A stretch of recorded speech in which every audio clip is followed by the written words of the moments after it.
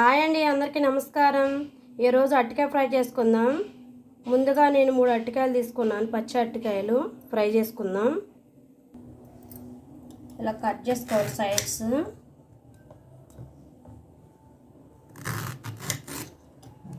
ఇలా చక్కగా కట్ చేసేసుకోవాలి.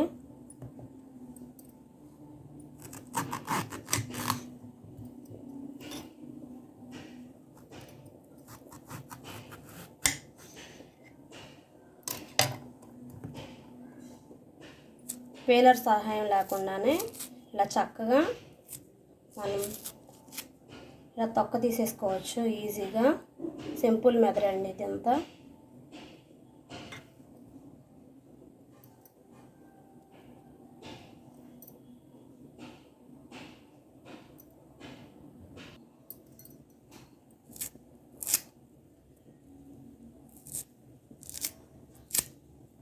చూడండి,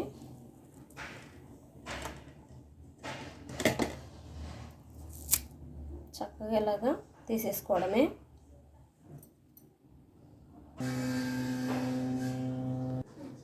స్టవ్ ఆన్ చేసుకుని ప్యాన్ పెట్టేసుకున్నాను. పోపు పెట్టుకుందాం. ప్యాన్ వేడైంది, ఆయిల్ వేసేద్దాం. ఆయిల్ వేడైంది, పోపు దినుసులు వేసుకుందాం. కరివేపాకు యాడ్ చేసుకుందాం. చిటికెడంత పసుపు యాడ్ చేసుకోవాలి. 1/2 టేబుల్ స్పూన్ అల్లం వెల్లుల్లి పేస్ట్ వేసుకున్నాం. 1/2 టేబుల్ స్పూన్ వేసుకోవాలి, కొంచెం సరిపోతుంది. ఫ్రై చేసుకోవాలి అల్లం వెల్లుల్లి పేస్ట్.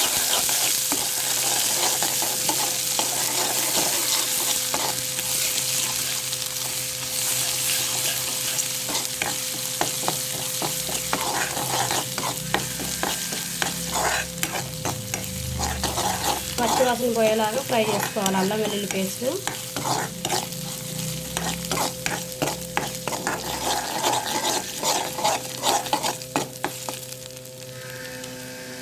అల్లం వెల్లుల్లి పేస్ట్ ఫ్రై అయిపోయింది. అరటికాయ ముక్కలు యాడ్ చేసుకుందాం. ఫ్రై చేసి కట్ చేసి పెట్టుకున్న అరటికాయ ముక్కలు యాడ్ చేసుకొని ఫ్రై చేసుకోవాలి. ఒకసారి మిక్స్ చేద్దాం అంతా కలిసేలాగా.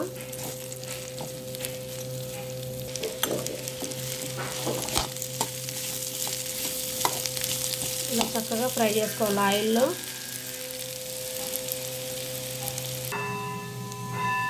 టేస్ట్కి తగినట్టు సాల్ట్ యాడ్ చేసుకోవాలి. సాల్ట్ ఉప్పు యాడ్ చేసుకుందాం, టేస్ట్ బాగుంటుంది. అంతా కలిసేలాగా ఒకసారి మిక్స్ చేసుకుందాం.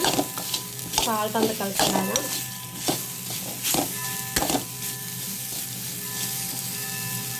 టేస్ట్కి తగినంత కారం యాడ్ చేసుకుందాం.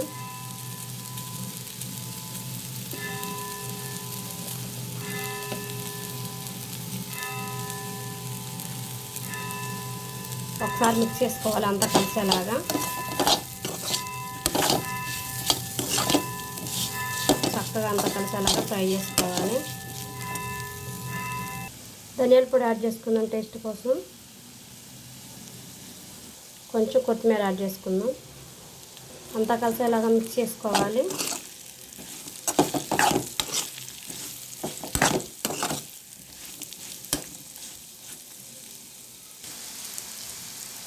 అంతేనండి, రెడీ అయిపోయింది. క్రిస్పీ బనానా ఫ్రై రెడీ అయిపోయిందండి. చూడండి, చాలా క్రిస్పీగా రెడీ అయింది బనానా ఫ్రై. పప్పులోకి, రసంలోకి సైడ్ డిష్గా బాగుంటుంది టేస్ట్. నేను చేసిన పద్ధతిలో మీరు ట్రై చేసి చూడండి. మీకు ఎలా వచ్చిందో కామెంట్ చేయండి. నేను చేసిన అరటికాయ ఫ్రై కానీ మీకు నచ్చినట్లయితే లైక్ చేయండి, షేర్ చేయండి. మా ఛానల్ సబ్స్క్రైబ్ చేసుకోండి. Thank you.